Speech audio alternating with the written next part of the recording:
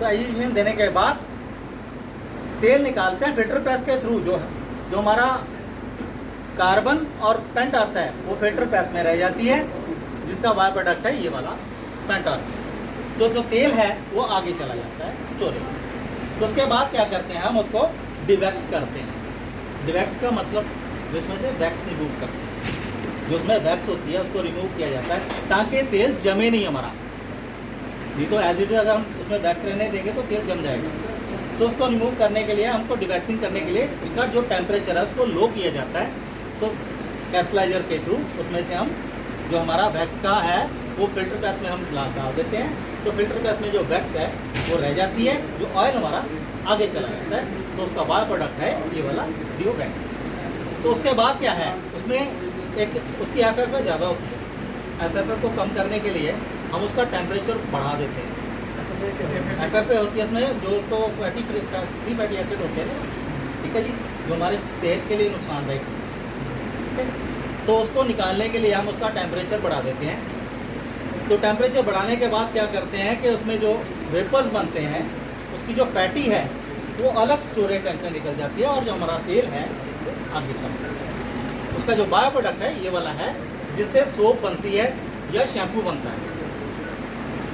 उससे अगला जो स्टेप है, हम फिर उसको ठंडा फिर करते हैं, क्योंकि उसमें अभी थोड़ी सी और रिफाइंड वैक्स होती है। तो ठंडा करते हैं काफ़ी लो टेम्परेचर पर।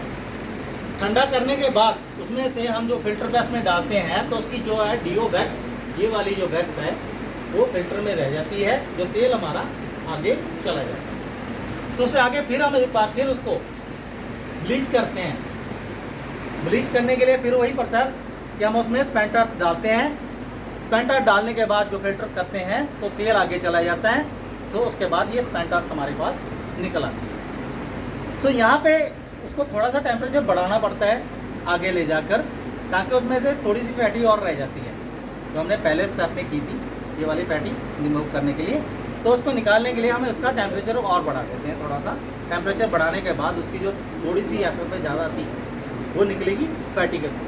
तो फैटी क्या होती है, फैटी निकल जाती है उसमें से, वाइप आउट होकर आगे जो है हमारा तेल आगे पहुंच जाता है। तो अब ये हमारे पास फाइनल प्रोडक्ट बन गया, that is called refined rice पान ऑयल,